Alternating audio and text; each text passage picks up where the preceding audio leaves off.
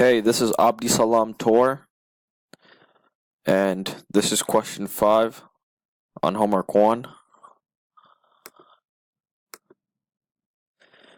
I started the program by writing out the terms.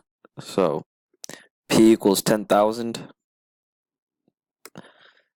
N is equal to 12, R is equal to 8%, so 0.08.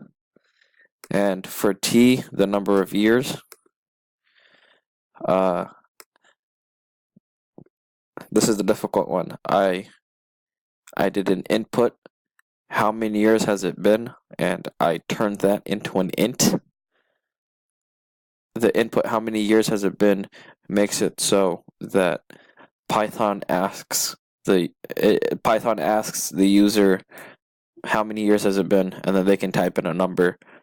But in order for that number to work as a year, we need to put an int in front of it, and this allows us to have a specific number for t.